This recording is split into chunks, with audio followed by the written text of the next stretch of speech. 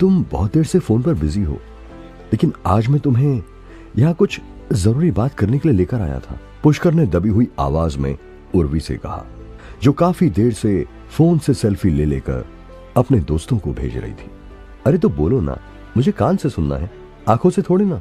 उर्वी ने फिर से कॉफी मग के साथ सेल्फी लेते हुए कहा, जो कि अभी अभी वेटर ने उसके सामने लाकर रखा था, जिसमें ब्रेकफास्ट के लिए कुछ प्लेट्स भी थी।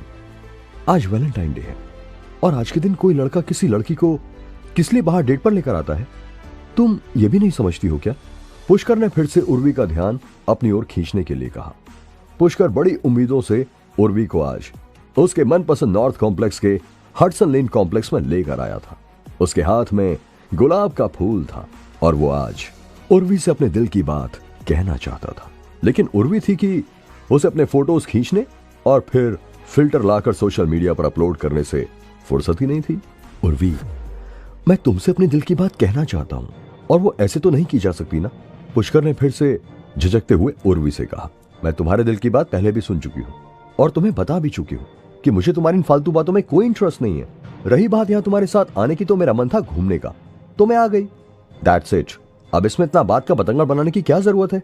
उर्वी ने फिर से इतराते हुए पुष्कर से कहा, लेकिन मैं तुमसे प्यार करता हूं उर्वी, और मैं तुम्हारे लिए कितना इमोशनल हूं ये तुम अच्छी तरह जानती हो। Please try to understand my feelings. Pushkar ने उर्वी से कहा, यार पुष्कर, तुम तो चेपी हुए जा रहे हो। अरे मैं तुम्हें समझा तो चुकी हूं ना, मेरे दिल में तुम्हारे लिए कोई फीलिंग्स नहीं है, फिर क्यों बार बार तोते की तरह एक ही बात की रट लगाए जा रहे हो? यही प्रॉब्लम है तो मिडिल क्लास लड़कों की। जरा सा कोई लड़की ढंग से बात किया कर ले, बस हो जाता है तुम्हारा आई लव यू शुरू। हाँ। उर्वी ने लगभग गुस्से में पुष्कर को डांटते हुए कहा। पुष्कर ने नजरें बचाते हुए अपने आसपास बैठे हुए लोगों को देखा, जिनमें से कई उसकी ओर ही देख रहे थे। ठीक है, लेकिन इसमें ये मिडिल क्लास की बात कहां से आ गई? और पहले तो तुम मुझसे अभी तक पुष्कर की बात पूरी भी नहीं हुई थी। कितने में ही उर्वी ने उसे हाथ दिखाते हुए रोक दिया और कहा, क्यों बात नहीं है मिडिल क्लास की? मैं जब से तुम्हें जानती हूं तब से तुम बस में या मेट्रो में धक्के खाते हो। अरे सोचो, अगर मैं तुमसे दोस्ती करूंगी तो मैं भी ऐसे ही ट्रैवल करूंगी। तुम्हें पता है मेरी सैंडल 4500 की है, इतने में तो तुम्हारे सारे कपड़े आ जाएंगे। वो क्या कहते हैं, इंसान को अपनी औकात के हिसाब से पैर फैलाने चाहिए, something like that. Hope you got it now. तुम मेरी बेइज्जती कर रही हो उर्वी। पुष्कर की आंखों में पानी आ चुका था, लेकिन किसी तरह पुष्कर ने अपने आंसुओं को पलकों पर रोक रखा था। लेकिन उर्वी का गुस्सा कम नहीं हो रहा था। उसने तपाक से कहा, बेइज्जती नहीं, तुम्हें सच्चाई बता रही हूं। मैं तुमसे बात कर लेती हूं, इतनी खुशी बहुत है तुम्हारे लिए। उर्वी आगे भी कुछ कहना चाहती थी, लेकिन तभी उसके फोन पर किसी का मैसेज आया और वो उस मैसेज का रिप्लाई देने में बिजी हो गई। और तभी पुष्कर को भी मौका मिल गया कि वो गर्दन नीचे झुकाकर अपनी आंखों में आए हुए आंसुओं को पोंछ सके और छिपी हुई नजरों से आसपास मौजूद उन सभी लड़के और लड़कियों को देख सके जो इस समय उसे देखकर हंस रहे थे और कुछ उस पर तरस खा रहे थे। पुष्कर ने अपने हाथ में लिया हुआ गुलाब का लाल फूल वापस से अपनी जेब में रख लिया और फिर से नजरें उठाकर उर्वी की ओर देखने की कोशिश की, मगर उसकी हिम्मत नहीं हो रही थी, ना तो उर्वी की ओर देखने की और ना ही वहां से उठने की। मैं चलती हूं पुष्कर, मुझे अपने किसी दोस्त के साथ जाना है, उर्वी ने कहा और अपना बैग संभालने लगी। लेकिन तभी धीमी आवाज में पुष्कर ने कहा, मैं जानता हूं तुम किससे मिलने जा रही हो। ये वही कमीना अयान है ना? मैंने उसके मैसेजेस तुम्हारे फोन में पढ़े थे। कितनी गंदी और छिछोरी बातें करता है वो, और तुम उसे अपने साइज भी बता रही थी। क्या तुम्हें ऐसी बातें उससे करनी चाहिए? पुष्कर ने धीमी आवाज में उर्वी से कहा, लेकिन जैसे उसने आग में घी डाल दिया था। उसकी बात खत्म होते ही उर्वी जोर से चिल्लाई, what the hell you creep, you bloody despo, how dare you touch my phone. Urvi की आवाज इतनी तेज थी कि आसपास जितने भी लड़के और लड़कियां खड़े थे वो सब उन दोनों की ओर ही देखने लगे और पूरे कॉम्प्लेक्स में उर्वी की आवाज फैल गई। उस ओपन रेस्टोरेंट का मालिक चक्रधर भी वहां आ पहुंचा था। देखिए, आप दोनों को लड़ाई करनी है तो प्लीज यहां से चले जाइए, यहां तमाशा मत बनाइए, मेरे बाकी कस्टमर्स को प्रॉब्लम हो रही है, चक्रधर ने तेज आवाज में पुष्कर की ओर देखते हुए कहा। पुष्कर ने उर्वी को शांत होने का इशारा किया, लेकिन उर्वी का पारा बहुत हाई था। उसने अचानक ही सामने रखी हुई प्लेट्स और वैलेंटाइन डे के डेकोरेशन के लिए रखा गया फ्लावर पॉट उठाया और जमीन पर पटक दिया। तुम आज के बाद अपनी शक्ल भी मुझे मत दिखाना, समझे? उर्वी ने चिल्लाते हुए कहा और चल पड़ी। पुष्कर भी उर्वी के पीछे पीछे चलते हुए चिल्लाया, उर्वी रुक जाओ, रुक जाओ, तुम मुझे गलत समझ रही हो। पुष्कर दौड़ते हुए उर्वी के पीछे जाने के लिए आगे बढ़ा ही था कि तभी चक्रधर ने उसका हाथ पकड़कर खींच लिया और चिल्लाते हुए कहा, अरे तू कहां जा रहा है बे? ये जो सामान टूटा है उसका पैसा तेरा बाप देगा। तमीज से बात करो, तुम ऐसे कैसे बात कर रहे हो मुझसे? पुष्कर ने अपना हाथ चक्रधर से झड़कते हुए कहा, तमीज के साथ ही ऐसा चाटा मारूंगा ना, अकल ठिकाने आ जाएगी तेरी। साले 1.5 पसली तू सिखाएगा मुझे तमीज? पैसे निकाल मेरे। चक्रधर आगे बढ़ा और पुष्कर को गले से पकड़कर बोला। आसपास के सभी लोग पुष्कर का तमाशा बनते हुए देख रहे थे। लड़की पटाने चले हैं और जेब में 2 आने नहीं होते तुम जैसों के। तू यहां से जाएगा नहीं जब तक मेरे पैसे नहीं देगा, समझा? चक्रधर ने पुष्कर को गले से खींचते हुए कहा, अभी मेरे पास पैसे नहीं है और तू मेरी शर्ट छोड़ दे वरना अच्छा नहीं होगा। पुष्कर ने भी चक्रधर से अपना गला छुड़ाने की कोशिश करते हुए कहा। सभी लोग ये तमाशा देख रहे थे। पुष्कर को बड़ी ही बेइज्जती महसूस हो रही थी। फिर अचानक ही पुष्कर ने चक्रधर से अपना गला छुड़ाने की कोशिश करते हुए उसके गाल पर एक चांटा चढ़ दिया और यही पुष्कर की सबसे बड़ी गलती थी। चांटा लगते ही चक्रधर ने पुष्कर की गिरेबान तो छोड़ दी थी, मगर फिर वो आगे बढ़ा और एक जोरदार मुक्का पुष्कर के पेट में दे मारा। आह! डर से बिलबिलाता हुआ पुष्कर नीचे गिर पड़ा और अगले ही पल पुष्कर ने देखा कि चक्रधर और उसके रेस्टोरेंट में काम करने वाले उसके साथ ही लाठी डंडे लेकर उस पर टूट पड़े हैं। साले, इतनी हिम्मत हो गई तेरी? गंदी गंदी गालियां देते हुए चक्रधर और उसके 4-5 आदमी पुष्कर पर टूट पड़े थे और पुष्कर को बुरी तरह से मार रहे थे। वहां मौजूद सभी लोग पुष्कर को ऐसे पीटते हुए देख तो रहे थे, पर उनमें से किसी में भी इतनी हिम्मत नहीं थी कि वो आगे बढ़कर उसे बचाने की कोशिश भी करे। प्लीज बचाइए मुझे, प्लीज कोई पुलिस को कॉल करो, पुष्कर चिल्ला रहा था। लेकिन जैसे सभी बुत बने हुए उसकी ओर देखे जा रहे थे और तभी पुष्कर के चेहरे पर चक्रधर के आदमी ने जोर से लात मारी, जिससे पुष्कर के मुंह से तेजी से खून बहने लगा। साले, मुझ पर हाथ उठाएगा तू? इतनी हिम्मत हो गई तेरी?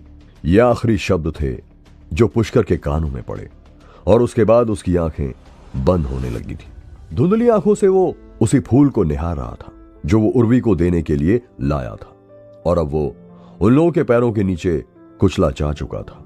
आसपास के सीसीटीवी की रिकॉर्डिंग हटा दो और पुलिस को कॉल कर दो। कह देंगे कि वैलेंटाइन डे के दिन लड़की के चक्कर में 2 ग्रुप की लड़ाई हो गई, बाकी हमें नहीं पता किन लड़कों ने इसे मारा है। जल्दी करो, पुलिस वाले से अस्पताल पहुंचा देंगे, यहीं मर गया तो दिक्कत हो जाएगी। चक्रधर ने अपने आदमियों से कहा। इस घटना के लगभग 2 महीनों के बाद, हे महादेव, ये क्या है? मेरा पूरा शरीर लाल क्यों होता जा रहा है? ओह नहीं नहीं, क्या मैं जल रहा हूं? पुष्कर बाथरूम के शीशे के सामने खड़ा हुआ अपने शरीर को लाल रंग में बदलते हुए देख रहा था। पुष्कर आज फिर उसी कॉम्प्लेक्स में अपनी पुरानी स्कूल की दोस्त श्रावणी के साथ आया था, लेकिन यहां तक फिर से उसे वो ही दिन याद आ गया था। पुष्कर का मन इतना दुखी था कि वो भागकर टॉयलेट में आकर छुप गया, लेकिन जैसे ही पुष्कर ने बाथरूम के मिरर में अपना चेहरा देखा तो वो शॉक हो गया। अचानक ही उसे अपने शरीर में एक अलग ही प्रकार का बदलाव देखने को मिल रहा था। साहब, साहब, उफ, नहीं, मुझे छोड़ दो, कहां से आए हो तुम? ये क्या हो रहा है मुझे? अचानक ही पुष्कर को अपनी छाती और नाभि से 2 सांप निकलते हुए दिखाई दिए, जिनमें से एक काले और एक नीले रंग का था। ओम ओम ओम, ये शब्द पुष्कर के मुंह से ही निकल रहे थे, मगर आवाज उसकी नहीं थी। तेजी से फुंकार मारते हुए वो दोनों सांप उसकी आंखों के सामने नाचने लगे। ये क्या हो रहा है मुझे? तुम कौन हो? मुझे बताओ प्लीज, क्या तुम्हें मेरे महादेव ने भेजा है? पुष्कर महादेव का भक्त था, लेकिन उसने ये कभी नहीं सोचा था कि एक दिन उसके शरीर में इतने खौफनाक बदलाव के साथ साथ उसके अंदर से ओम की ध्वनि भी आने लगेगी। बाहर से दरवाजा पीटने की जोर जोर से आवाज आ रही थी। ये श्रावणी की आवाज थी जो जोर जोर से चिल्लाते हुए कह रही थी, पुष्कर, क्या हो गया तुम्हें? क्या तुम्हारे अंदर हिम्मत नहीं है? ऐसे छुपकर भागने से तुम्हें कुछ हासिल नहीं होगा। उधर बाथरूम के अंदर पुष्कर शीशे के सामने खड़ा था और अपने शरीर पर उभर रहे नीले और काले रंग के बेहद डरावने सांपों की ओर देख रहा था। पुष्कर ने मिरर में देखा कि उसकी आंखें लाल हो चुकी थी, जैसे कि उनमें किसी ने खून की बूंदें डाल दी हो। उसके दिल की धड़कनें तेज होती जा रही थी, पैर कांपने लगे थे। और हो भी क्यों ना, अपने शरीर पर ऐसे डरावने सांपों को देखकर कौन चीख पुकार नहीं करने लगेगा। फिर अचानक ही पुष्कर की आंखें फैलने लगी और उसने देखा कि उसके दोनों कंधों पर वो दोनों सांप फन उठाए सामने की ओर ही देख रहे थे। पुष्कर सामने के मिरर में उन सांपों को अपनी ओर देखते हुए देखकर बुरी तरह से डर रहा था। पुष्कर, तुम बाहर आते हो या मैं सिक्योरिटी को बुलाकर इस गेट को तोड़वा दूं? आज पूरे 2 महीने बाद तुम अपने पैरों पर खड़े हो पाए हो। कॉलेज के एग्जाम्स कुछ ही दिन में स्टार्ट होने वाले हैं। ऐसे डरपोक की तरह हर बात पर बाथरूम में छुप जाओगे तो कैसे चलेगा? और तुम अंदर बैठकर ना जाने क्या कर रहे हो। क्या मुंह दिखाओगे तुम अपने परिवार को? तुम बाहर आते हो या नहीं? श्रावणी ने तेज आवाज में पुष्कर को धमकी देते हुए कहा। लेकिन पुष्कर के कानों में श्रावणी की यह आवाज पड़ ही नहीं रही थी। वो तो इस समय उन सांपों की आंखों में देख रहा था जो सीधे उसकी ओर ही घूर रहे थे। अचानक ही पुष्कर ने उनमें से काले सांप की आंख में घूरा और पुष्कर के सामने का नजारा ही बदल गया। उसने देखा कि वो खुद एक पहाड़ की चोटी पर खड़ा हुआ है, जहां ऊपर आकाश से सांपों की बारिश हो रही थी जो नीचे खाई में गिरते जा रहे थे। फुंकारे मारते हुए सांप नीचे गिरकर खाई में इकट्ठे हो रहे थे। ये बहुत ही डरावना सीन है। पुष्कर की सांसें फूल रही थीं।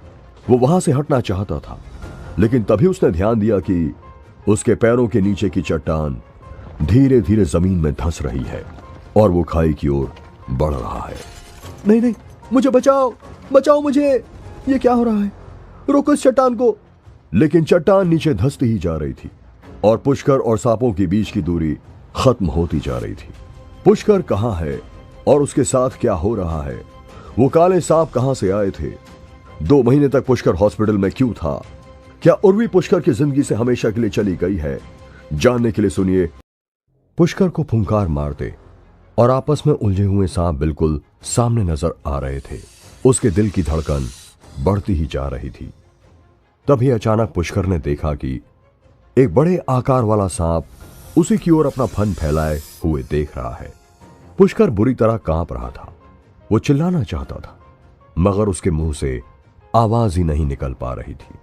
और अगले ही पल उस फुंकारते हुए लाल आंखों वाले सांप ने पुष्कर की ओर छलांग लगा दी।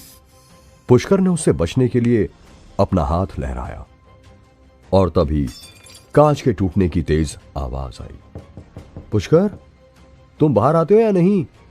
और कांच के टूटने की आवाज के साथ ही पुष्कर के कानों में श्रावणी की आवाज भी पड़ी। पुष्कर ने देखा कि उसके हाथ से बाथरूम का मिरर टूटकर नीचे गिर गया है।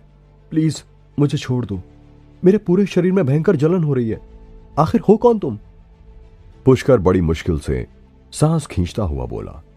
फिर पुष्कर ने जल्दी से अपने कपड़े उतारे और देखा कि उसका पूरा शरीर अजीब तरह से लाल हो गया था। यह क्या है? क्या मैं जल गया हूं? पुष्कर ने खुद से कहा। पुष्कर ने आह भरी और बाथरूम के मिरर की ओर देखा, जो मकड़ी के जाल की तरह टूटकर नीचे गिर गया था। वो सांप, वो खाई, क्या था वो सब? ओह गॉड, कितना डरावना था वो सीन, पुष्कर ने कहा। पुष्कर के मुंह से निकले ये शब्द खत्म ही हुए थे कि तभी एक जोरदार आवाज के साथ बाथरूम का दरवाजा खुल गया और श्रावणी तेजी से अंदर गिरी। वो दोनों एक दूसरे के गले से चिपक गए और एक साथ जमीन पर गिर पड़े। पुष्कर को केवल यह महसूस हुआ कि उसकी बाहों में बैठी लड़की से हल्की सुगंध आ रही थी। गर्म और मुलायम मांस, गुलाबी कमर और पुष्कर के हाथ श्रावणी के कमर के निचले हिस्से को जोर से पकड़े हुए थे। श्रावणी का नाजुक चेहरा, जो पहले सिर्फ गुस्से में लाल था, अब वह शर्म और गुस्से से लाल दिख रहा था, क्योंकि श्रावणी की छाती पुष्कर के सीने में धंस चुकी थी। इस समय वो दोनों एक ऐसी स्थिति में थे जिसकी श्रावणी ने कभी कल्पना भी नहीं की थी। श्रावणी? पुष्कर जैसे नींद से जागा हो। उसे नॉर्मल होने में थोड़ा समय लग गया था। पुष्कर के शरीर पर उभरे वो नीले और काले रंग के सांप गायब हो चुके थे। हालांकि उसे अभी तक यह एहसास नहीं था कि उसके हाथ श्रावणी के खूबसूरत शरीर के कौन से हिस्से पर हैं।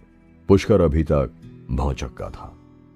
मुझे बहुत दर्द हो रहा है, पुष्कर, तुम क्या कर रहे थे? मैं कितनी देर से दरवाजा खटखटा रही थी, श्रावणी ने दबी हुई आवाज में कहा। और उसके साथ ही श्रावणी ने खुद को पुष्कर की मजबूत पकड़ से छुटाते हुए अपनी गुलाबी मुट्ठी से गुस्सा निकालने के लिए पुष्कर की छाती पर 2 बार मुक्का मारा। हालांकि ये दोनों मुक्के श्रावणी ने अपनी शर्म छुपाने के लिए पुष्कर की छाती पर जड़े थे।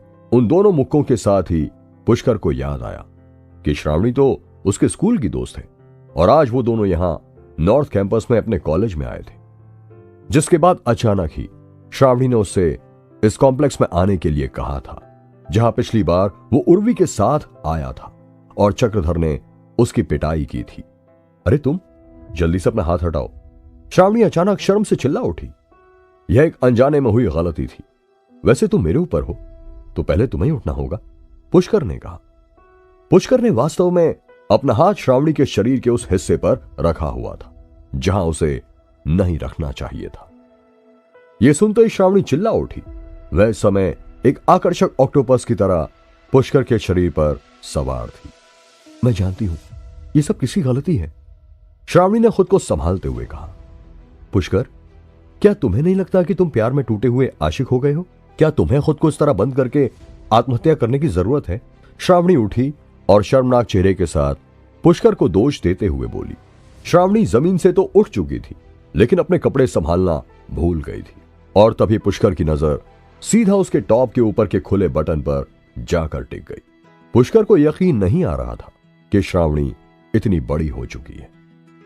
श्रावणी ने जैसे ही पुष्कर की नजरों का पीछा किया तो उसने झट से अपने टॉप का बटन बंद करने की कोशिश की, मगर बटन टूट चुका था और इस समय श्रावणी के पास शर्मा कर अपनी आंखें झुकाने के अलावा और कोई चारा नहीं था। तभी पुष्कर का ध्यान भी उसके ऊपर से हट गया। मैं टूटा हुआ आशिक हूं, पुष्कर ने मुस्कुराते हुए कहा। उर्वी सिर्फ अयान के साथ बात कर रही थी, लेकिन तुम इतने मूर्ख थे कि तुमने इसे सीरियसली ले लिया। मैं कुछ समय से तुम्हें कुछ बदला हुआ देख रही हूं पुष्कर, श्रावणी ने कहा। पुष्कर ने श्रावणी की बात पर कोई प्रतिक्रिया नहीं दी थी क्योंकि वो जानता था कि श्रावणी सच बोल रही है। कुछ ही देर पहले उसके शरीर पर गहरे काले और नीले रंग के सांप मंडरा रहे थे और अचानक ही वो सब गायब हो गए, जिनके बारे में पुष्कर को खुद भी कुछ नहीं मालूम था। और तो और पिछले कुछ समय से उसके अंदर से अचानक ही ऐसी आवाजें आती थी। तभी श्रावणी ने अपने गुलाबी होंठ दांत से काटे और धीमी आवाज में शिकायती लहजे में कहा, मुझे नहीं पता कि उसमें क्या अच्छा है, लेकिन तुम उसके लिए इस तरह बेचैन क्यों हो? श्रावणी ने पुष्कर से कहा। लेकिन अचानक ही पुष्कर की आंखें लाल हो गईं और उसके मुंह से निकला, आज मैं इस चक्रधर का खून पी जाऊंगा। तुम ऐसे क्यों बात कर रहे हो पुष्कर? और ये तुम्हारी आवाज को क्या हुआ? ओह, तुम्हारी आंखें? श्रावणी ने अचानक ही पुष्कर के उस बदले हुए रूप को देखा। पुष्कर बाथरूम से बाहर निकल चुका था और उसके कदम चक्रधर की ओर बढ़ चुके थे। फुंकार मारते काले और नीले सांप पुष्कर के दोनों कंधों पर फिर से आ चुके थे। उसकी आंखें लाल थीं और शरीर पत्थर की तरह सख्त हो चुका था। नहीं, तुम कुछ नहीं करोगे। अगर तुमने चक्रधर को मार दिया तो मैं बड़ी मुसीबत में फंस जाऊंगा। मुझे उसका खून नहीं करना है। पुष्कर ने अपने कंधे पर बैठे सांप को फुंकारते हुए देखकर कहा। पुष्कर के कहते ही काला सांप उसके कंधे से उड़ते हुए सीधे उसकी आंखों के सामने आ गया और बोला, अब तुम हमारे संरक्षण में हो, तुम्हें अपने बदले को पूरा करना ही होगा। काले सांप ने पुष्कर से कहा, मैं उसे अपने तरीके से समझा दूंगा, क्योंकि अगर तुमने उसे जान से मार दिया तो मैं बड़ी मुसीबत में फंस जाऊंगा। पुष्कर ने कहा, ठीक है, पर अगर तुम पर फिर से हमला होता है तो हमें उस हमले का जवाब देना ही होगा, फिर चाहे उसमें किसी की जान ही क्यों ना चली जाए। काले सांप ने पुष्कर से कहा, लेकिन किसने दिया तुम्हें यह आदेश? कौन है जो मेरी मदद करना चाहता है? पुष्कर ने उस फुंकारते हुए सांप से पूछा। अभी इस बात का समय नहीं आया है, समय आने पर तुम्हें सब पता चल जाएगा। यह कहकर पुष्कर के कंधे पर बैठा वो सांप गायब हो गया था और अब पुष्कर चक्रधर के सामने आ पहुंचा था। चक्रधर, तुझे क्या लगा मैं तुझे ऐसे छोड़ दूंगा? तुझे अपने किए की कीमत चुकानी होगी। कमीने, आज मैं तुझे जिंदा नहीं छोड़ूंगा। पुष्कर ने चक्रधर के सामने आने के बाद जोर से चिल्लाते हुए कहा। अबे तू फिर आ गया, लगता है पिछली बार तू भूल गया है। पिछली बार तो सिर्फ तेरी हड्डियां तोड़ी थी, इस बार तेरी अर्थी ही यहां से निकलेगी, साले डेढ़ पसली। चक्रधर ने कहा, वो तो कुछ ही देर में पता चल जाएगा कि मेरी अर्थी निकलेगी या तेरी हड्डियां टूटेंगी। पुष्कर ने गुस्से में दांत भींचते हुए कहा, देख आज मुझे परेशान मत कर, मुझे और भी बहुत काम है। इतना कहकर चक्रधर अपने मोटे शरीर को लेकर फिर से कुर्सी पर बैठ गया और पुष्कर पर ताना मारते हुए बोला, पैसे तो तुम्हारे जैसे फकड़ों के पास होते नहीं, फिर क्यों मुंह उठाकर यहां चले आते हो। पुष्कर चक्रधर के सामने खड़ा हुआ था और अपने अंदर के उस खौफनाक और भयंकर तूफान को शांत करने की कोशिश कर रहा था, क्योंकि पुष्कर जानता था कि उसके अंदर की यह ताकत चक्रधर और उसके आदमियों को खत्म करने के लिए काफी है। अचानक ही पुष्कर ने अपने आराध्य शिव शंकर को याद किया, हे महादेव, मैं इसका खून नहीं करना चाहता, प्लीज मेरे अंदर के इस गुस्से को शांत कर दो, वरना आज मेरे हाथों अनर्थ हो जाएगा। फिर पुष्कर ने चक्रधर से कहा, मैं जानता हूं तुम्हारे सामान की क्या कीमत है और मेरे पास इतने पैसे हैं कि मैं तुम्हारे सामान का हर्जाना भर सकूं, लेकिन तुम अपनी नहीं बल्कि उस सड़े हुए आदमी अयान के शब्द बोल रहे हो। यह सुनते ही चक्रधर शांत हो गया था, लेकिन तभी कुछ सोचते हुए वो गुस्से में खड़ा हो गया और तेज आवाज में चिल्लाते हुए बोला, मिस्टर अयान को बीच में क्यों लाते हो? तुम्हें क्या लगता है कि अयान से उसकी गर्लफ्रेंड छीनना कोई मजाक है? खैर मैं तुम्हें यह बात अच्छे से बता देना चाहता हूं बेवकूफ लड़के, अगर तुमने मिस्टर अयान और उनकी गर्लफ्रेंड के बीच में आने की कोशिश की तो तुम अपनी जान से हाथ धो बैठोगे। जान मेरी नहीं तुम्हारी जाएगी। तुम इस रेस्टोरेंट की आड़ में कौन कौन से काम करते हो उन सब की जानकारी है मेरे पास। तुम सिर्फ खाना ही नहीं बल्कि चोरी छुपे शराब भी बेचते हो, पुष्कर ने चिल्लाते हुए कहा था और उसकी बात सुनते ही चक्रधर के चेहरे का रंग बदलने लगा था। लेकिन पुष्कर यही नहीं रुका और वो आगे बोला, लेकिन सिर्फ शराब ही नहीं, और क्या क्या नशे की चीजें तुम कॉलेज के लड़के लड़कियों को सप्लाई करते हो, मुझे सब पता है। चक्रधर की आंखें फैलने लगी थी। उसे अंदाजा नहीं था कि पुष्कर उसके बारे में इतना कुछ जानता है। ठीक है, आज से पहले जो भी हमारे बीच में हुआ उसे एक बुरा सपना समझकर भूल जाओ, और मैं भी भूल जाता हूं, और अपनी पिछली गलती के लिए मैं तुमसे माफी मांगता हूं। चक्रधर ने बात को संभालते हुए पुष्कर से कहा, ठीक है, अब मेरा और तुम्हारा कोई संबंध नहीं है जब तक कि तुम खुद मेरे रास्ते में नहीं आते हो, लेकिन अगली बार मैं तुम्हें माफ नहीं करूंगा, पुष्कर ने चक्रधर से कहा। पुष्कर वापस जाने के लिए मुड़ चुका था, क्योंकि उसे अभी यह पता लगाना था कि उसके शरीर के साथ यह अजीबोगरीब घटना क्यों हो रही है। लेकिन जैसे ही पुष्कर बाहर जाने लगा, तभी चक्रधर के रेस्टोरेंट में काम करने वाली एक लड़की तेजी से भागती हुई वहां आ गई और चिल्लाते हुए बोली, सर, एक बूढ़ी औरत कैबिन में बेहोश हो गई है, आप जल्दी चलिए। लेकिन पुष्कर ने उस लड़की की बात को अनसुना करके बाहर जाने का मन बना लिया था, मगर जैसे ही वो बाहर आया तो उसे श्रावणी कहीं भी दिखाई नहीं दी। अरे लड़की कहां गई? अभी तो मैं उसे यहीं पर छोड़कर गया था, पुष्कर ने कहा। पुष्कर ने रेस्टोरेंट के अंदर देखने की कोशिश की तो उसने देखा कि श्रावणी उसी ओर भागी चली जा रही है जहां वो बूढ़ी औरत बेहोश हो गई थी। पुष्कर भी ना चाहते हुए उसी ओर चल पड़ा। श्रावणी, तुम यहां क्या कर रही हो? चलो यहां से, मैंने चक्रधर से समझौता कर लिया है, पुष्कर ने श्रावणी के पास जाकर कहा। ओह, ये तो बहुत ही अच्छी बात है, लेकिन जिस तरह तुम चक्रधर की ओर गए थे मैं तो डरी गई थी, तुम बहुत ही गुस्से में लग रहे थे, श्रावणी ने राहत की सांस लेते हुए पुष्कर से कहा। पुष्कर जानता था कि श्रावणी उसके उस रुद्र रूप की बात कर रही थी जिसके बारे में वो खुद भी नहीं जानता था। पुष्कर तो बस यही जानता था कि आज उसने कितनी मुश्किल से अपने आप से चक्रधर को बचाया था। तभी पुष्कर के कानों में उस बूढ़ी औरत के पति की रोने की आवाज पड़ी। देखो ना पुष्कर, इस बूढ़ी औरत को क्या हो गया है, ये बेचारी बेहोश हो गई है, श्रावणी ने सामने फर्श पर बेहोश लेटी हुई बूढ़ी औरत की ओर इशारा करते हुए कहा। पुष्कर ने आंख उठाकर उस बूढ़ी औरत और उसके पति की ओर देखा। उसके साथ में उसका पति विलाप कर रहा था और बाकी लोग खड़े हुए डॉक्टर का इंतजार कर रहे थे। ऐसा लग रहा था कि वो बूढ़ी औरत अपनी सांसें खो चुकी है। क्या पुष्कर उस बूढ़ी औरत की जान बचा पाएगा? क्या पुष्कर अपने शरीर में हो रहे इस बदलाव के बारे में जान पाएगा? जानने के लिए सुनते रहिए। अचानक ही उस बूढ़ी औरत की ओर देखते हुए पुष्कर को फिर से अपने शरीर में बदलाव की वही तरंग महसूस होने लगी जो कुछ देर पहले बाथरूम में हो रही थी। ओह स्वीट हार्ट, तुम मुझे इतनी जल्दी छोड़कर नहीं जा सकती, पहले मुझे जाना था, अब मैं तुम्हारे बिना कैसे जी पाऊंगा। पुष्कर के कानों में उस बूढ़े आदमी के रोने की आवाज पड़ रही थी। पुष्कर ने दबी हुई आवाज में खुद से कहा, कहां हो तुम? अभी मुझे तुम्हारी जरूरत है। अचानक ही पुष्कर को लगा कि उसकी नसों में बहने वाला खून तेजी से दौड़ने लगा है और उसके दिमाग में तेज ऊर्जा का संचार होने लगा है। डॉक्टर और नर्स आ चुके थे और डॉक्टर ने उस बूढ़ी औरत को मृत घोषित कर दिया था। साथ में खड़ी हुई नर्स ने सफेद कपड़ा उस बूढ़ी औरत के ऊपर डाल दिया और सभी को पीछे हटने का निर्देश दिया, लेकिन बूढ़ा आदमी उसे छोड़ने के लिए तैयार नहीं था। मुंह से कुछ मत बोलना, बस चुपचाप देखते रहो और अपने शरीर को ढीला छोड़ दो। काले सांप के शब्द पुष्कर के कान में सुनाई दिए। अचानक ही पुष्कर आगे बढ़ा और उसने उस बूढ़ी औरत के चेहरे से सफेद कपड़ा हटा दिया और उसकी नब्ज पकड़कर देखने लगा। अरे कौन है ये लड़का? ये पागल है क्या? वो औरत मर चुकी है, डॉक्टर ने चिल्लाते हुए कहा। उसने अपने साथियों को इशारा किया और पुष्कर को एक और हटाने के लिए कहा, लेकिन पुष्कर के कानों में किसी और की कोई भी आवाज नहीं पड़ रही थी। उसने उस बूढ़ी औरत का हाथ पकड़ा और कुछ मंत्र बुदबुदाए और कुछ ही देर में पुष्कर को एहसास हुआ कि उसके शरीर में उड़ता हुआ तेज गर्म उफान उस बूढ़ी औरत के शरीर में प्रवाह होने लगा है।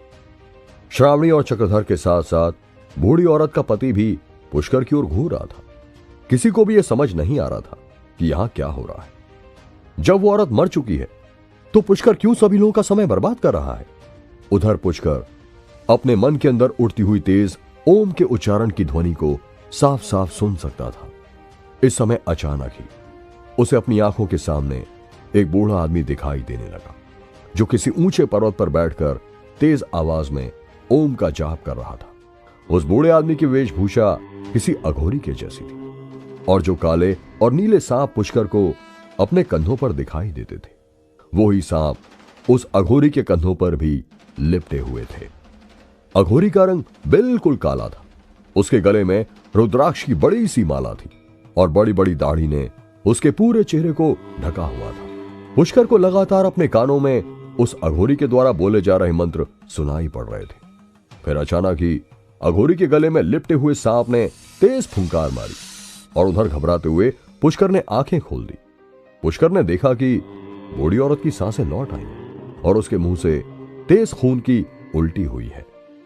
वो बूढ़ी औरत जो कुछ समय पहले अपनी सांसें छोड़ चुकी थी, वो उठकर बुरी तरह खांस रही थी। ये तो चमत्कार है, ये कैसे हो सकता है? आसपास खड़े सभी लोग, यहां तक कि डॉक्टर और उसके साथ आई हुई नर्स भी अचंभित थी। उन्हें समझ ही नहीं आ रहा था कि अचानक ही एक मरी हुई औरत जिंदा कैसे हो सकती है। ओह, तुम जिंदा हो गई स्वीटहार्ट। छोटे बच्चे, मैं तुम्हारा ये एहसान जिंदगी भर नहीं भूलूंगा। तुमने ये कैसे किया?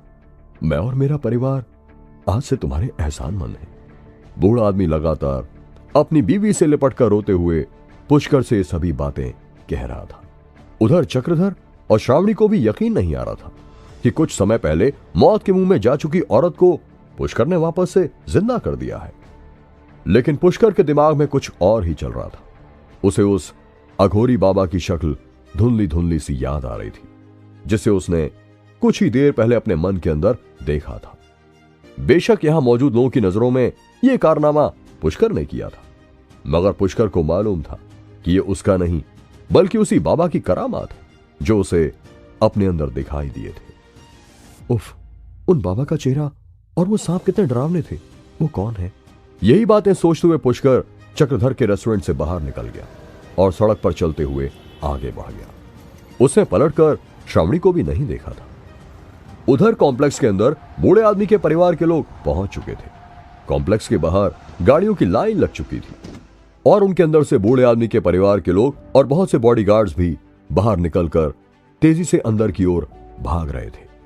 चक्रधर और उसके साथी डरे सहमे से एक कोने में खड़े हुए थे। तभी चक्रधर को सामने एक लंबा चौड़ा आदमी दिखाई दिया, जिसने महंगा सूट पहना हुआ था और उसकी महंगी घड़ी दूर से ही चमक रही थी। चक्रधर उस आदमी को पहचानता था। वो तेजी से आगे बढ़ते हुए उस आदमी के नजदीक पहुंच गया और सिर झुकाकर उसका अभिवादन करते हुए बोला, सर आप यहां? चक्रधर की आवाज में डर साफ साफ दिखाई पड़ रहा था। वो कहां है? मिस्टर सिंघानिया ने चक्रधर से पूछा। कौन सर? आप किसके बारे में बात कर रहे हैं? चक्रधर ने डरते हुए सिंघानिया से पूछा। लेकिन जितनी जल्दी चक्रधर ने अपनी बात खत्म की थी, उतनी ही तेजी से उसके गाल पर एक जोरदार तमाचा पड़ चुका था। थप्पड़ के बाद चक्रधर की हिम्मत नहीं थी कि वो उसके आगे मिस्टर सिंघानिया से कोई और सवाल पूछ सके। और हां, थप्पड़ पड़ते ही चक्रधर को यह भी समझ आ गया था कि मिस्टर सिंघानिया किसके बारे में पूछ रहे हैं। इसलिए उसने उस कैबिन की ओर इशारा किया जहां वो बूढ़ा आदमी और उसकी बीवी मौजूद थे। मिस्टर आनंद महेंद्रू, अब कैसी तबीयत है मिसेस महेंद्रू की? सिंघानिया ने कैबिन में पहुंचते ही सामने बैठे हुए बूढ़े आदमी से पूछा। ओह गॉड, क्या ये बूढ़ा couple mister and Mrs Mahendru है? सिंघानिया की बात सुनते ही चक्रधर और उसके साथियों के होश उड़ गए थे। उन्होंने कभी सपने में भी नहीं सोचा था कि इस समय उनके रेस्टोरेंट में शहर के इतने बड़े रईस और उनकी पत्नी मौजूद थे। और अभी अभी जिस बूढ़ी औरत की जान पुष्कर ने बचाई थी, वो और कोई नहीं बल्कि मिसेस महेंद्रू थी। तभी अचानक एक और सूट बूट पहने हुए मध्यम उम्र का आदमी, जिसके साथ एक बहुत ही सुंदर लड़की भी थी, वो सभी तेजी से उस कैबिन की ओर दौड़ते हुए आए। रेस्टोरेंट के अंदर लोगों का तांता लग चुका था। बहुत से बॉडीगार्ड जो कि ब्लैक सूट में थे, वो सभी रेस्टोरेंट के अंदर आ चुके थे। उधर पुष्कर सड़क के रास्ते चलते हुए एक सुनसान जगह पर पहुंच चुका था, जहां एक शांत झील थी और लोगों का आना जाना ना के बराबर था। पुष्कर को अभी भी धुंधली सी अघोरी बाबा की शक्ल याद आ रही थी, जो उसने कुछ ही समय पहले बूढ़ी औरत को ठीक करते समय देखी थी। और उसके द्वारा बोला जा रहा ओम मंत्र का जाप अभी तक पुष्कर के कानों में गूंज रहा था। यह मंत्र और जाप ठीक वैसा ही था जैसे कभी बचपन में पुष्कर को उसकी मां ने सिखाया था। पुष्कर झील के किनारे शांति से बैठ गया और फिर जैसे ही उसने आंखें बंद की तो फिर से उसे वही काले और नीले रंग के जहरीले सांप दिखाई देने लगे थे। पुष्कर ने ध्यान लगाना शुरू करते ही ओम का उच्चारण शुरू कर दिया था। जब भी तुम्हें कुछ समझ ना आए और जिंदगी में बहुत सी उलझनों ने तुम्हें घेर लिया हो, तो शांति से बैठकर ओम के जाप के साथ महादेव को याद करना। देखना, महादेव तुम्हारी जरूर रक्षा करेंगे और तुम्हें सही रास्ता दिखाएंगे। मां की दी हुई सीख पुष्कर के कानों में गूंज रही थी और उसी का पालन करते हुए पुष्कर ने इस परेशानी का हल ढूंढने के लिए ही ध्यान में बैठकर ओम का जाप करना शुरू कर दिया था। पुष्कर का मन अंदर ही अंदर डूबने लगा था और उसे अपने अंदर जोरों से ओम की ध्वनि सुनाई देने लगी थी। उधर रेस्टोरेंट के अंदर मिस्टर महेंद्रू का परिवार उन्हें देखते ही बेचैन हो गया था। दादाजी, दादाजी, एक खूबसूरत लड़की चिल्लाते हुए आगे बढ़ी। मां, पिताजी, आप दोनों ठीक तो हैं? उस आदमी ने बूढ़े आदमी और उनकी पत्नी से कहा। आनंद महेंद्रू के परिवार के साथ उनके पारिवारिक डॉक्टर मिस्टर सत्यजीत भी आए हुए थे। मिस्टर और मिसेस महेंद्रू दोनों कुर्सी पर शांति से बैठ चुके थे। ओह, हमारी प्यारी पोती मिहिका भी हमसे मिलने के लिए आई है। मिस्टर महेंद्रू ने मिहिका के गाल पर हाथ रखते हुए कहा। डॉक्टर सत्यजीत, प्लीज देखिए ना, मेरी दादी को क्या हुआ है? मिहिका की आंखों में आंसू थे और वो डॉक्टर सत्यजीत से आग्रह करते हुए बोली थी। अरे तुम क्यों चिंता करती हो, हम दोनों बिल्कुल ठीक हैं। दादी ने मिहिका के सिर पर हाथ फेरते हुए कहा। मिहिका की आंखें लाल थीं और वो काफी डरी हुई भी लग रही थी। उसने सुबकते हुए अपने दादाजी से कहा, दादाजी, आप जब भी दादाजी के साथ कहीं घूमने जाते हैं तो कभी भी किसी को साथ लेकर नहीं जाते हैं और फिर ऐसी जगह आते हैं जहां के बारे में हमें कुछ पता ही ना हो। आनंद महेंद्रू ने कहा, अरे मैं और तुम्हारी दादी यही नॉर्थ कैंपस के कॉलेज के पढ़े हुए हैं और यहाँ की गलियों में हम छुप छुप कर मिला करते थे। इसीलिए अक्सर जब भी पुरानी यादें ताजा करनी होती हैं तो यहीं पर डेट मारने आ जाते हैं। ये कहते हुए मिस्टर आनंद महेंद्रू बहुत तेजी से हंसने लगे। तभी मिस्टर सिंघानिया ने हंसते हुए कहा, मिस्टर महेंद्रू, आप जब भी दोबारा जगह पर आए तो कृपया एक बार मुझे जरूर फोन कर दें। मैं यहां आपके लिए सब इंतजाम भी कर दूंगा। मैं आगे से ध्यान रखूंगा। लेकिन वो लड़का पुष्कर कहां गया? अगर वो आज ना होता तो तुम्हारी दादी जिंदा नहीं बचती मिहिका, दादाजी ने कहा। मिस्टर महेंद्रू की बात सुनते ही सभी लोग इसे उनका आदेश समझकर पुष्कर को इधर उधर खोजने लगे, लेकिन वो उन्हें कहीं भी दिखाई नहीं दिया। जब उन्होंने सीसीटीवी कैमरों में देखा तो उन्हें पता चला कि पुष्कर तो पहले ही बाहर जा चुका है। अरे ये कैसा लड़का है, इतना बड़ा काम करने के बाद भी बिना इनाम के ही चला गया, मिस्टर महेंद्रू ने कहा। उधर झील के किनारे पुष्कर ओम का जाप करता हुआ शून्य की स्थिति में जा चुका था। अचानक ही पुष्कर को चारों ओर धुआं ही धुआं दिखाई देने लगा। ठंडी ठंडी सर्द हवाएं चल रही थी और तभी उसे एक ऊंचे बर्फीले पर्वत पर बैठा हुआ वही अघोरी दिखाई दिया जो उसे बूढ़ी औरत को ठीक करते हुए दिखाई दिया था। उसके चारों ओर भयंकर काले और नीले रंग के सैकड़ों सांप दिखाई दे रहे थे जो समय समय पर फुंकार मार रहे थे। अघोरी की आंखें बंद थी और वो बेहद ही सटीक और साफ आवाज में ओम का जाप कर रहा था। उसके काले काले लंबे बाल जटाओं की तरह आपस में उलझे हुए थे और उसके गले में रुद्राक्ष की बड़ी सी माला पुष्कर को साफ साफ दिखाई दे रही थी। धीरे धीरे पुष्कर अपने मन में अंदर की ओर झांकते हुए आगे बढ़ने लगा था। उसका अंतर्मन साफ साफ देख सकता था कि बर्फीले पर्वत पर बैठे उस अघोरी जैसे बाबा के गले में एक बहुत बड़ी नरमुंड की माला भी थी और उसका चेहरा दाढ़ी और मूंछों के बालों से ढका हुआ था। उसके माथे पर त्रिपुंड बना हुआ था और उसके माथे से ऐसा तेज निकल रहा था जैसे सूरज की रोशनी हो। पुष्कर धीरे धीरे उसे नजदीक से देखने के लिए आगे बढ़ रहा था। फिर अचानक ही उस बूढ़े अघोरी की आंखें खुल गई जो खून की तरह सुर्ख लाल थी। उसकी लाल लाल बड़ी बड़ी आंखें देखकर पुष्कर बुरी तरह डर गया और उसका ध्यान टूट गया। सुबह हो चुकी थी। पुष्कर ने अपने शरीर की धूल हटाने के लिए जल्दी से कपड़े उतारे और सामने झील में छलांग लगा दी।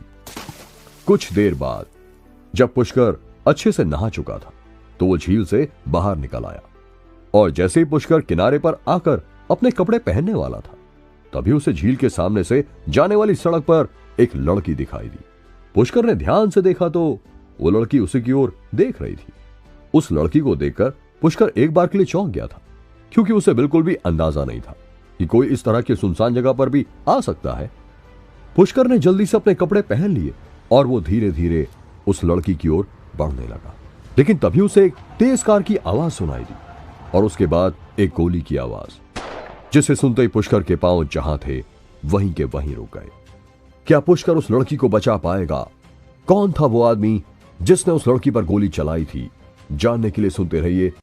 गोली लड़की की कमर में लग गई थी। उसने भागने की कोशिश की थी मगर ज्यादा दूर तक भाग नहीं सकी और गिर गई। ये कोई नॉर्मल लड़की तो नहीं हो सकती, पुष्कर ने कहा। पुष्कर ने देखा था कि गोली लगने के बाद भी वो लड़की कुछ दूर तक भागती हुई गई थी और वो चिल्लाई तो बिल्कुल भी नहीं, उल्टी वो गाड़ी के पीछे भागने लगी थी। लेकिन तभी पुष्कर ने देखा कि जिस गाड़ी के ड्राइवर ने उस लड़की को गोली मारी है वो लड़की को नीचे गिरा हुआ देखकर रुक गया है। उस गाड़ी में से एक आदमी निकल कर आया और उसने लड़की को उठाकर अपनी गाड़ी में डाल दिया। आगे बढ़ो, इंतजार किस बात का है? अचानक ही पुष्कर के कान के पास से आवाज आई। पुष्कर ने देखा कि उसके कंधे पर बैठा हुआ काला सांप उसे ही देख रहा है। तुम फिर आ गए, आखिर कौन हो तुम? वो सांप को देखते ही पुष्कर की हवाइयां उड़ गई थी। ये परिचय देने का समय है, पहले हमें उस लड़की की जान बचानी होगी। उस काले सांप ने कहा।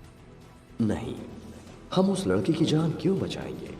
तभी पुष्कर के कानों में दूसरी आवाज आई। उसने पलटकर देखा तो उसके दूसरे कंधे पर दूसरा नीले रंग का सांप था। पुष्कर हक्का बक्का रह गया था। वो बिल्कुल भी नहीं समझ पा रहा था कि ये दोनों सांप उसके कंधों पर क्यों बैठे थे और अचानक ही उस लड़की के लिए क्यों लड़ रहे थे। आप दोनों कौन हैं और मेरे कंधों पर क्यों बैठे हो? पुष्कर ने डरते हुए पूछा। तुम्हारे सवालों का जवाब देना हमारा काम नहीं है।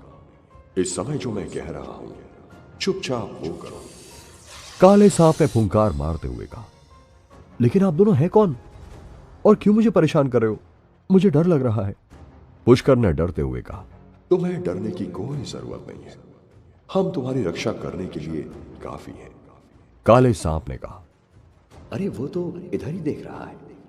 तभी नीले सांप ने जोर से चिल्लाते हुए कहा और अगले ही पल पुष्कर ने सामने की ओर देखा कि उस आदमी ने अपनी बंदूक का मुंह पुष्कर की ओर करके गोली दाग दी है। मगर इससे पहले कि वो गोली पुष्कर को छू पाती, पुष्कर एक और हवा में उड़ गया और उस गोली के रास्ते से हट गया। पुष्कर हवा में कलाबाजी खाकर वापस जमीन पर आ चुका था और जैसे ही उसने पांव फिर से जमीन पर रखे, पुष्कर ने तेजी से एक पत्थर का टुकड़ा उठाया और पूरी जान लगाकर तेज गति से उस आदमी की ओर फेंक दिया। पुष्कर जानता था कि ये गोली से बचना और हवा में कलाबाजी वो नहीं, बल्कि उसके दोनों कंधों पर बैठे हुए उन सांपों की करतूत थी। अगर सही समय पर उसके सीधे कंधे पर बैठा हुआ काला सांप उसे एक और ना खींचता तो वो गोली से नहीं बच पाता। पत्थर का वो टुकड़ा हवा में गोली से भी तेज रफ्तार से गया और सीधे उस आदमी के माथे में घुस गया। वह पत्थर यही नहीं रुका, बल्कि उस छोटे से पत्थर ने गोली चलाने वाले आदमी के सिर को भेद दिया और उससे पार होकर दूसरी ओर की गाड़ी के शीशे को तोड़ता हुआ पार निकल गया। पुष्कर ने खुद को सामान्य करने के लिए तेजी से कुछ गहरी सांसें ली और फिर वो जल्दी से उस कार की ओर आगे बढ़ा। पुष्कर जानता था कि इस गाड़ी में कैमरा लगा हो सकता है, जिससे कि उसकी तस्वीर इस गाड़ी के मालिक या फिर इस आदमी के बॉस तक जा सकती है। इसीलिए उसे इस गाड़ी के रिकॉर्डिंग डिवाइस को नष्ट करना ही होगा। जैसे ही पुष्कर ने आगे बढ़ते हुए गाड़ी का पिछला दरवाजा खोला तो एक मासूम सा बदन उसकी ओर गिर गया। ये वो ही लड़की थी जो बेहोश हो चुकी थी। पुष्कर ने उस लड़की के मासूम चेहरे को देखा और पाया कि वो लड़की सचमुच बहुत ही खूबसूरत थी। उस लड़की ने एक सफेद ड्रेस पहनी हुई थी, जैसे कि वो किसी डिनर पार्टी में जा रही हो। उसकी खूबसूरत बाहें और पतली पतली उंगलियां देखकर ऐसा लग रहा था जैसे कि वो पियानो बजाती हो। तभी पुष्कर ने उसकी हथेलियों पर जख्म का निशान देखा, जिससे पुष्कर समझ गया कि उसने जरूर हाथ में खंजर पकड़ा हुआ होगा और उसके हाथ से खून की बूंदें भी नीचे गिर रही थी। पुष्कर ने उस लड़की को संभालते हुए ऊपर की ओर उठाने की कोशिश की और तभी उसकी नजर लड़की के गले से होते हुए नीचे गहराई तक चली गई।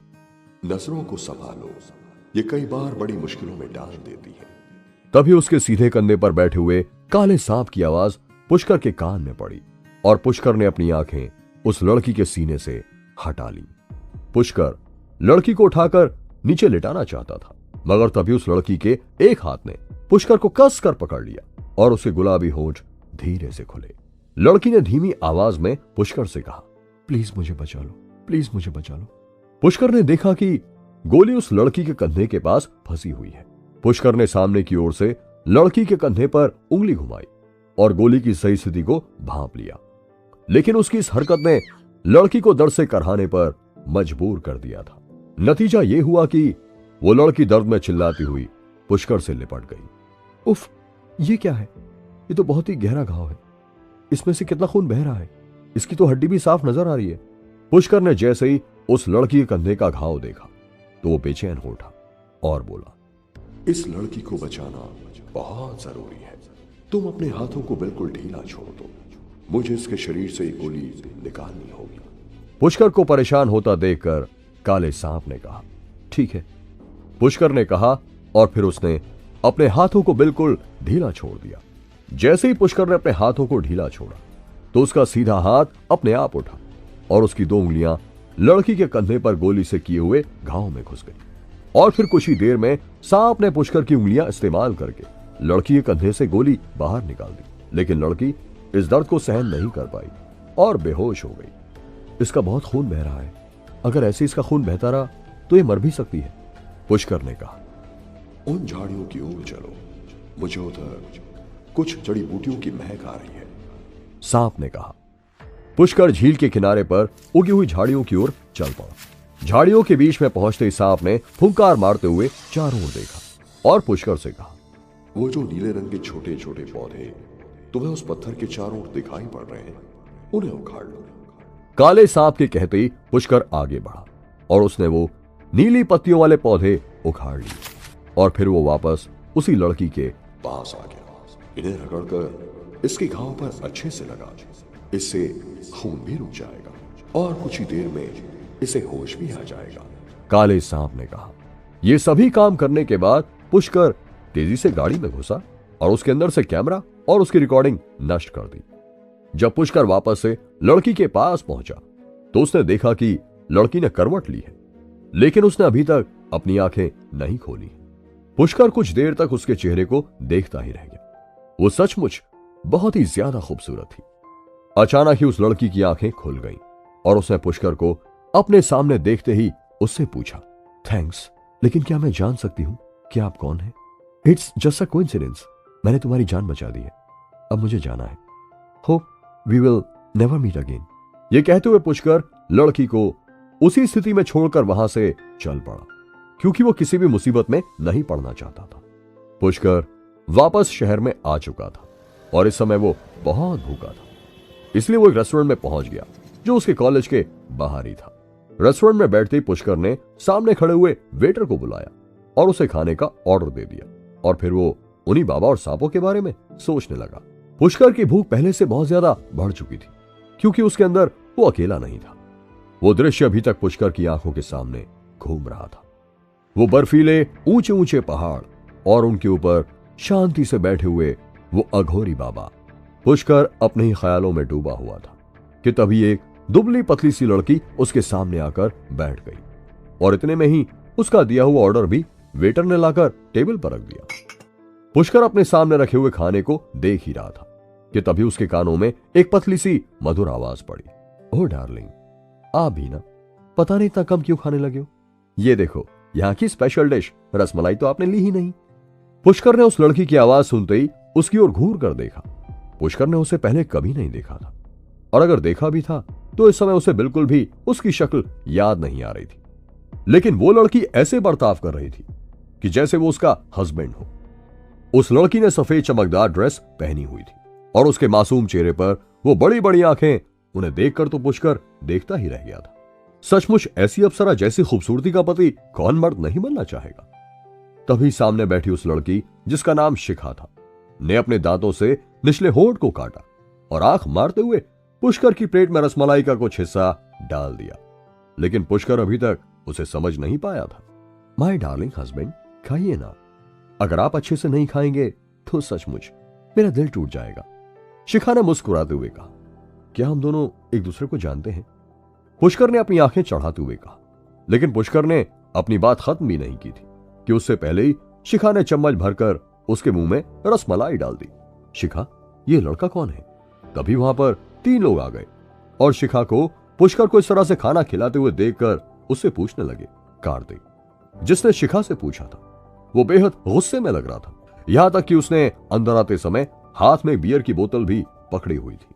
भाभी, क्या मेरा बड़ा भाई नितिन तुम्हारे लिए काफी नहीं है, जो तुम्हें चिलगोजे की भी जरूरत पड़ गई? कार्तिक ने गुस्से में दांत भींचते हुए कहा। कार्तिक की बात सुनते ही शिखा ने पुष्कर के मुंह में डाली हुई चम्मच बाहर निकाली और गुस्से में उसकी ओर देखते हुए कहा, मैंने तुम्हें कितनी बार समझाया कि मैं तुम्हारी कोई भाभी भाभी नहीं हूं, पर तुम्हारे कान की तरह तुम्हारा दिमाग भी छोटा है, इसलिए शायद तुम्हें सीधी सीधी बातें समझ नहीं आती। अब ध्यान से इन्हें देख लो, यही मेरे बॉयफ्रेंड है और मैं दिल से इन्हें अपना पति मान चुकी हूं, इसीलिए अब अपनी कबूतर ऐसी शक्ल लेकर यहां से गायब हो जाओ। सॉरी, उड़ जाओ। शिखा ने हाथों से उड़ने जैसा इशारा करते हुए कार्तिक का मजाक उड़ाते हुए कहा था। क्या ये सब कुछ तुम इस कल के लौंडे की वजह से बोल रही हो? अगर मैंने गलती से भी इसके जबड़े पर एक जड़ दिया ना, तो ये यहीं अपनी पैंट गीली कर देगा। कार्तिक ने पुष्कर की ओर देखते हुए कहा। कार्तिक की धमकी भरी बात से भी पुष्कर को कोई फर्क नहीं पड़ा था। उसे तो उल्टा ये सोचकर हंसी आ रही थी कि ये लड़की उसे एक शील्ड की तरह यूज कर रही थी। तुम उसे क्यों धमकी दे रहे हो? जब मैं तुम्हारे भाई को एक्सेप्ट नहीं कर रही हूं तो इसका मतलब मैं उसे पसंद नहीं करती हूं। क्या इतनी सी बात तुम लोगों को समझ नहीं आ रही है? शिखा को गुस्सा आ गया था, इसलिए उसने तेज आवाज में कार्तिक को डांटते हुए कहा था। इस बार पुष्कर ने भी कार्तिक की ओर देखा और उसकी अगरबत्ती जैसी पतली पतली बाजुओं को देखकर अचानक ही पुष्कर को हंसी आ गई। फिर पुष्कर का ध्यान उस बियर की बोतल की ओर गया जो कार्तिक के हाथ में थी। बेटा, जब शक्ल लेब्राडोर जैसी हो तो पिटबुल जैसी बातें नहीं किया करते। ओह, तो तुम इस बोतल की वजह से हीरो बन रहे हो? क्या सचमुच इससे तुम मेरा सर फोड़ सकते हो? इतना कहते ही पुष्कर ने उस बोतल को कसकर पकड़ा और एक झटके में ही तेज आवाज के साथ जोर से दबाते हुए पुष्कर ने उस बोतल को अपने एक हाथ से ही तोड़ दिया। क्या कार्तिक पुष्कर को ढूंढने के लिए आएगा? काला सांप जंगल में मिली उस अनजान लड़की को क्यों बचाना चाहता था? जानने के लिए सुनते रहिए। बोतल के कांच फर्श पर गिर पड़े और तेज आवाज हुई। ये देखते ही कार्तिक और उसके साथ आए हुए उसके दोनों दोस्त 2-2 कदम पीछे हट गए। जिस लड़के को वो एक कमजोर लौंडा समझ रहे थे, वो तो फाइटर निकला। लेकिन सिर्फ इतना ही नहीं, पुष्कर ने बोतल के वो कांच के टुकड़े फर्श से उठाए और उन्हें हाथ से मसलकर पाउडर बनाते हुए अपने सामने की टेबल पर रगड़ दिया। अबे गधों, जाओगे या तुम्हारा भी पाउडर बना दूं? पुष्कर ने कार्तिक और उसके दोस्तों से कहा। उन तीनों की आंखें ऐसे फटी हुई थी जैसे उन्होंने कोई भूत देख लिया हो। उन्होंने आज तक किसी को एक हाथ से बियर की बोतल को तोड़कर उसका पाउडर बनाते हुए नहीं देखा था। अगर और थोड़ी भी देर हम यहां रुके तो फिर हड्डियों के डॉक्टर के यहां मिलेंगे, दूसरे लड़के ने कहा। कौन हो तुम? मैं तुम्हारा नाम जानना चाहता हूं। कार्तिक ने किसी तरह हिम्मत बांधते हुए कहा। क्यों बताऊं मैं अपना नाम? पुष्कर अपने अंदर की आवाज को सुन सकता था। यह उसी काले सांप की आवाज थी जो उसके अंदर था। तुम्हारे लिए अभी इतना ही काफी है कि मैं इस लड़की का हस्बैंड हूं। पुष्कर ने हंसकर शिखा की ओर इशारा करते हुए कार्तिक की बात का जवाब दिया। शिखा के शरीर में अचानक से कंपकपी छूट गई थी। उसने कभी भी किसी के मुंह से ऐसे शब्द नहीं सुने थे। अचानक ही उसका दिल जोर से धड़कने लगा था। शर्माते हुए उसने अपना सिर नीचे कर लिया। तीनों लड़के खिसिया कर रह गए थे। ठीक है, मैं तुम्हें याद रखूंगा, और अगर तुम्हारे अंदर हिम्मत है तो तुम मेरा यहीं पर इंतजार करो। कार्तिक ने दांत भींचते हुए पुष्कर से कहा। मेरे पास इतना समय नहीं होता कि तुम जैसे लुक्कों का यहां बैठकर इंतजार करूं। हिसाब तुम्हें बराबर करना है तो ढूंढना भी तुम्हें ही पड़ेगा। पुष्कर ने उन्हें टकासा जवाब दे दिया था। कार्तिक अब इससे ज्यादा बेइज्जती ना तो बर्दाश्त कर सकता था और ना ही पुष्कर का कुछ बिगाड़ सकता था। इसलिए वो चुपचाप अपने साथियों को लेकर वहां से चल पड़ा। सॉरी, शिखा ने धीमी आवाज में चम्मच मुंह में दबाते हुए पुष्कर से कहा, और इसी के साथ उसे ध्यान आया कि जो चम्मच उसने अपने दांतों के बीच दबाई है वही उसने कुछ देर पहले पुष्कर के मुंह में डाली थी। ये ध्यान आते ही शिखा बुरी तरह से शर्मा गई।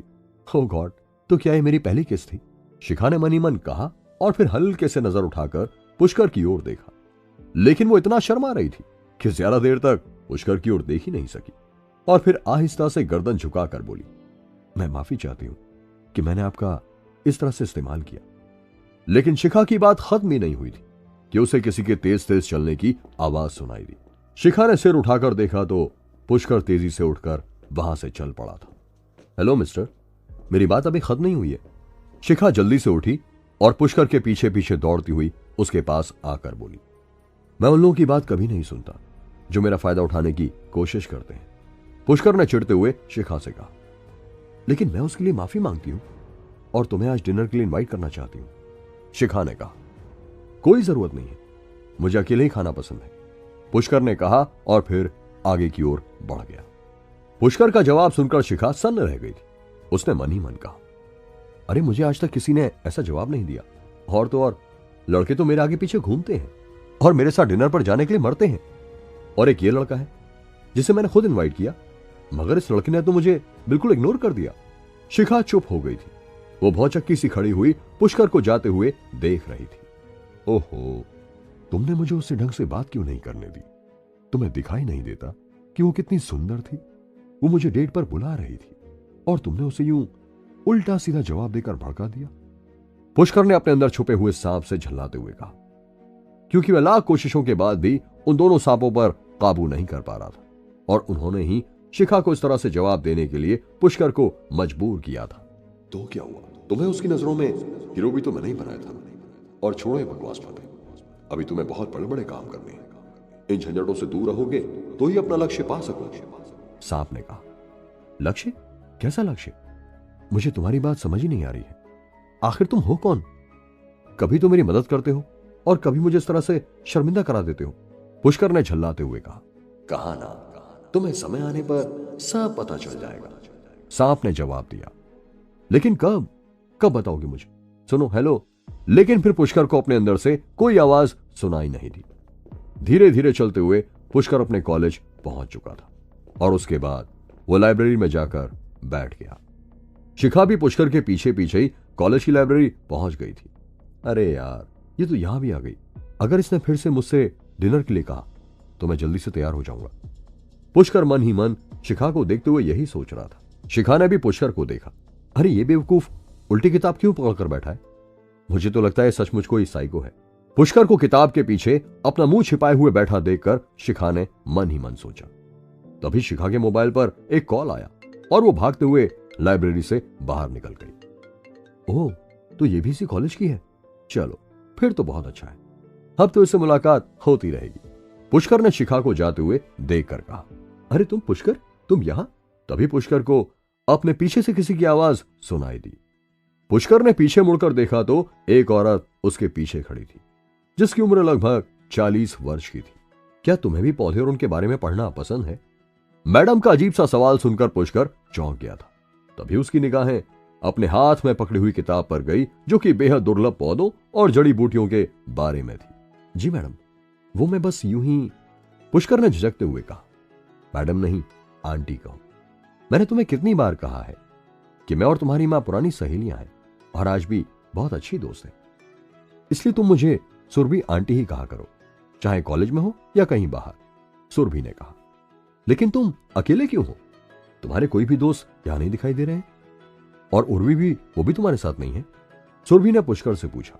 सुरभि उर्वी की मां थी और क्योंकि उसकी मां और सुरभि बहुत अच्छी दोस्त थी, इसलिए पुष्कर ने बहुत सा समय उर्वी के साथ गुजारा था और इन नजदीकियों के कारण ही पुष्कर उर्वी के प्यार में पड़ गया था। पर उस प्यार का अंत बेहद दर्द भरा था जिसे पुष्कर कभी भूल नहीं सकता था। लेकिन अब पुष्कर निर्णय ले चुका था कि वो फिर कभी भी उर्वी के पीछे इस कदर दीवाना नहीं होगा जैसा वो पहले कभी हुआ करता था। ओह गॉड, ये लड़की फिर मुझसे झूठ बोलकर कहीं चली गई। उसने मुझसे कहा था कि वो तुम्हारे साथ है और देखो तुम यहां अकेले बैठकर पढ़ाई कर रहे हो और वो न जाने कहां गायब है। सुरभि ने अपने माथे पर हाथ मारते हुए कहा। आप चिंता मत कीजिए, उर्वी अपने दोस्तों के साथ ही होगी। पुष्कर उर्वी के बारे में ज्यादा बात नहीं करना चाहता था, इसलिए उसने बात बदलने के लिए सुरभि से कहा, क्या आप भी यहां कोई बुक पढ़ने के लिए आई हैं? हाँ, आज मेरी कोई क्लास नहीं है तो सोचा मैं तुम लोगों की एक्टिविटीज के लिए कोई बुक पढ़ लूं। सुरभि ने कुछ सोचते हुए कहा। ओके, फिर तो जो किताबें आपको चाहिए वो सेकंड या थर्ड फ्लोर पर ही मिलेंगी, पुष्कर ने कहा। Oh really? लगता है तुम्हारी मेमोरी काफी अच्छी है पुष्कर। ठीक है, मैं वहीं जाकर देखती हूं। और हां, आज शाम को तुम मेरे घर पर आ जाना, साथ में ही डिनर करेंगे, सुरभि ने कहा। पुष्कर का मन तो नहीं था, लेकिन फिर भी उसे सुरभि और अपनी मां की दोस्ती के कारण हां करनी पड़ी। शाम हो चली थी और पुष्कर लाइब्रेरी में बैठा हुआ था। अब उसे उर्वी के घर जाने की तैयारी करनी थी। क्यों, कहां जाने की सोच रहे हैं? तभी उसे अपने सीधे कान में आवाज आई। मैं वो सुरभि आंटी ने बुलाया ना आज, तो वहीं जाऊंगा, पुष्कर ने कहा। भूल गए वो पिटाई और वो बेइज्जती, और फिर भी वहां जाने के लिए हामी भर दी तुमने। तुम्हें नहीं लगता कि तुम्हें उस लड़की से दोबारा नहीं मिलना चाहिए? कान के पास बैठे हुए सांप ने कहा। मैं कुछ नहीं बोला हूं, लेकिन सुरभि आंटी ने कहा तो मैं उन्हें मना नहीं कर पाया था, पुष्कर ने जवाब दिया। सुरभि आंटी कल कुएं में कूदने के लिए कहेंगी तो वहां भी कूद जाओगे। अरे अपनी कोई सेल्फ रिस्पेक्ट है या नहीं तुम्हारे अंदर? काले सांप ने कहा। Self respect? सेल्फ रिस्पेक्ट क्यों नहीं होगी? अरे मैं मर्द हूं, एक बार जो ठान लेता हूं तो फिर कदम पीछे नहीं हटाता, पुष्कर ने दांत भींचते हुए कहा। हाँ, वो तो हम बहुत अच्छी तरह से जानते हैं, कितने बड़े मर्द होते हैं। लड़की देखी नहीं कि लार टपकनी शुरू हो जाती है तुम्हारी। सांप ने कहा। नहीं नहीं, तुम मुझे गलत समझ रहे हो, पुष्कर ने कहा। अगर तुम्हें जाना है तो जाओ, लेकिन मैं तुम्हें पहले ही सावधान करना चाहता हूं कि आज अगर तुम वहां गए तो बहुत बड़ी मुसीबत में फंस सकते हो। कैसी मुसीबत? अरे मैं कोई डरपोक नहीं हूं, मैं अपनी परेशानी खुद हैंडल कर सकता हूं, पुष्कर ने आवेश में आकर कहा। मैंने जो ठीक समझा तुम्हें बता दिया, आगे तुम्हारी मर्जी। काले सांप ने फिर से कहा और गायब हो गया। मैं क्या कोई छोटा बच्चा हूं जो छोटी मोटी मुसीबत से डर जाऊंगा? अब तो मैं जरूर जाऊंगा। ओह, 6 बज चुके हैं, अब रूम पर जाने का समय नहीं है, मुझे सीधे ही सुरभि आंटी के घर जाना चाहिए। पुष्कर सीधे सुरभि के घर की ओर चल पड़ा और लगभग आधे घंटे में वो उनके घर पहुंच चुका था। आओ पुष्कर, मैं तुम्हारा इंतजार कर रही थी, डिनर जल्दी ही तैयार होने वाला है। वैसे क्या तुम्हें कुछ स्पेशल खाने का मन है? मैं कुछ और भी तुम्हारे लिए बना सकती हूँ, सुरभि ने पुष्कर को बैठने का इशारा करते हुए कहा। थैंक यू सुरभि आंटी, लेकिन मैं खाने के मामले में इतना चूजी नहीं हूं, आप जो भी बनाएंगी मैं खा लूंगा, पुष्कर ने मुस्कुराते हुए कहा। फिर ठीक है, तुम्हारे अंकल तो काम के सिलसिले में बाहर गए हुए हैं, इसलिए आज हम तीनों ही डिनर करेंगे, सुरभि ने कहा। अरे नालायक, बाहर आ जा, देख पुष्कर आया है, सुरभि ने जोर से चिल्लाते हुए उर्वी से कहा, जो कि अपने कमरे में बैठी हुई किसी से फोन पर चैटिंग कर रही थी। अपनी मां की आवाज सुनते ही उर्वी कमरे से बाहर आ गई। उसके बाल खुले हुए थे और उसने डीप नेक टॉप के साथ शॉर्ट पहना हुआ था। कटीले नए नक्श के साथ साथ एक खूबसूरत फिगर होने के कारण उर्वी बहुत ही ज्यादा सेक्सी लगती थी, इसलिए तो पुष्कर उसके प्यार में पागल हो गया था। लेकिन अब उसके अंदर से उर्वी के लिए वो दीवानापन खत्म हो चुका था, पर अभी भी वो अपनी नजरों को उर्वी के खूबसूरत शरीर पर घूमने से रोक नहीं पा रहा था। पुष्कर, तुम्हारे अंदर अभी भी इतनी हिम्मत है कि तुम मेरे घर पर डिनर करने के लिए आ गए हो? उर्वी ने ताना मारते हुए पुष्कर से कहा, जब उसकी मां खाने की तैयारी करने के लिए किचन में जा चुकी थी। मुझे उम्मीद नहीं थी कि तुम मेरे फोन के अंदर झांकने के बाद मेरे पीछे पीछे मेरे घर तक आने की भी हिम्मत कर सकते हो। दाद देनी पड़ेगी मुझे तुम्हारी बेशर्मी की, और तुम मेरी मां से मेरी शिकायत भी करते हो। उर्वी ने तीखी जुबान में पुष्कर को कोसते हुए कहा। शिकायत? कैसी शिकायत? पुष्कर ने उर्वी से पूछा। अनजान बनने की कोशिश मत करो। आज मेरा अपने दोस्तों के साथ डिनर करने का प्लान था, लेकिन तुमने ही मेरी मम्मी को बताया कि मैं तुम्हारे साथ नहीं हूं, और कमीनों की तरह यहां डिनर का प्लान बना लिया। तुम्हें थोड़ी बहुत शर्म आती भी है या नहीं? कैसे पता चला मेरी मम्मी को कि मैं तुम्हारे साथ नहीं हूं? हाँ। उर्वी ने मुंह बनाते हुए पुष्कर को झड़कते हुए कहा, तुम जितना समझती हो मैं उतना बुरा भी नहीं हूं, और हां, वो अयान अच्छा लड़का नहीं है जिसके पीछे तुम दीवानी हुई बैठी हो और मुझसे लड़ रही हो। इसलिए अच्छा होगा कि तुम अपना ख्याल रखो, पुष्कर ने दबी हुई आवाज में उर्वी को समझाते हुए कहा। पुष्कर जानता था कि अयान एक अमीर घराने से था, और अपने पैसे के दम पर ही उसने पहले भी स्कूल की कई लड़कियों को पटाया और फिर उन्हें प्रेग्नेंट करके छोड़ दिया था। ऐसी 5 लड़कियां थीं जिन्होंने शर्म के कारण स्कूल छोड़ दिया था। उनके पेरेंट्स ने अयान के खिलाफ पुलिस में शिकायत भी की थी, मगर अयान अपनी फैमिली के रसूख के कारण बच गया था। हां, मुझे सबको छोड़कर सिर्फ तुम्हारे बारे में ही सोचना चाहिए, क्योंकि इस दुनिया में बस तुम ही एक अच्छे इंसान बचे हो। तुम अपने गले में एक बड़ी सी बाल्टी लटकाकर क्यों नहीं चलते? अरे इतनी शराफत टपकती है तुम्हारे चेहरे से, उसे इकट्ठा करके तुम बहुत पैसे कमा सकते हो। हाँ। उर्वी ने चिढ़ते हुए पुष्कर से कहा था। उर्वी और अयान अभी अभी रिलेशनशिप में आ चुके थे, लेकिन उन दोनों ने किसी के सामने इसे कंफर्म नहीं किया था, क्योंकि उर्वी को डर था कि पुष्कर इसके बारे में उसकी मां को बता देगा। अरे तुम दोनों किस डिस्कशन में लगे हो? चलो, खाना तैयार हो गया है। अचानक ही सुरभि की आवाज उन दोनों के कानों में आई। मम्मी, मुझे भूख नहीं है, मुझे अपने दोस्तों के साथ शॉपिंग करने जाना है, आप दोनों खा लीजिए। उर्वी ये कहते हुए सोफे से उठकर जाने लगी। तुम इसके साथ भूल कर भी मत जाना। पहली गलती तुम कर चुके हो, अगली गलती तुम्हारी जान ले सकती है। तभी पुष्कर के कान में उसी काले सांप की आवाज आई। कैसी मुसीबत? तुम ऐसी बातें क्यों कर रहे हो? पुष्कर ने कहा। मैं काल को आते हुए देख रहा हूं। मैं हर मौके पर तुम्हारी मदद नहीं कर पाऊंगा। ये लड़की झूठ बोल रही है, ये शॉपिंग करने नहीं जा रही है। अच्छा होगा तुम कोई बहाना बनाकर यहां से निकल जाओ। काले सांप ने पुष्कर को गहरी आवाज में आगाह करते हुए कहा। कहां जा रही थी उर्वी? क्या उर्वी पुष्कर के खिलाफ कोई साजिश रच रही थी? जानने के लिए सुनते रहिए ये एक्साइटिंग सिर्फ पॉकेट